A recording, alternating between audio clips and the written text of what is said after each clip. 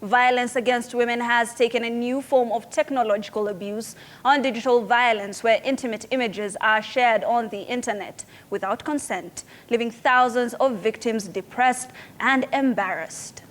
This even as some contemplate dying by suicide. And reporter Elizabeth Atieno spoke to a revenge porn survivor and filed this report, which also highlights the existing legal gaps on computer misuse and cybercrime. The rapid growth and spread of digital media has offered an avenue for sexual predators to snake their way through the murky waters of digital abuse in various platforms, where victims like Quinta Naliaka are left drowning in sorrow and shame from the emotional and psychological torture. Naliaka is a revenge porn survivor. Her former intimate partner revealed her sexual images on the internet without her consent, subjecting her to distress, embarrassment, and depression.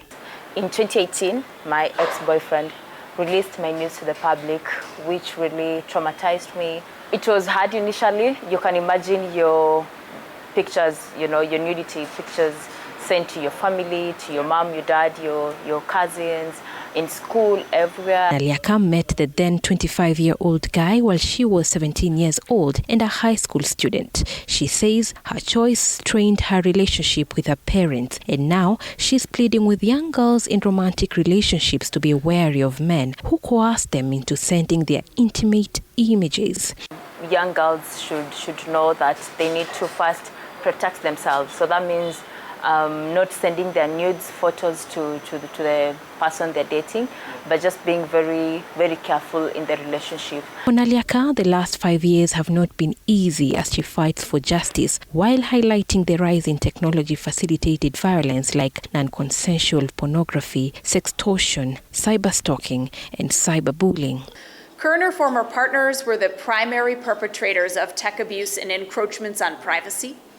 Friends were also very common in this space, and also family members that you live with or don't live with. The Computer Misuse and Cybercrimes of 2018 criminalized the posting of intimate images without consent, but the penalties are insufficient.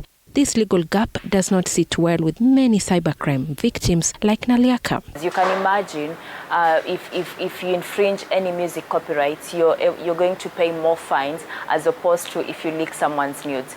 Naliaka has now filed for 3 petitions in a bid to change the revenge porn laws, where she demands the implementation of Section 37 of the Computer Misuse and Cybercrimes Act, where perpetrators of any form of online abuse should be liable on conviction to a fine not exceeding 200,000 Kenya shillings or imprisonment for a term not exceeding 2 years or both. She is further calling for the implementation of the Data Protection Act of 2019 and the implementation of the Criminal Justice and Court Act, where perpetrators of any form of technological abuse should be liable on conviction to a fine not exceeding 7 million Kenya shillings or imprisonment for a term not exceeding 4 years or both. Another aspect would be if an incident like that happens to you, it would be very important for you to seek out therapy from a professional counselor.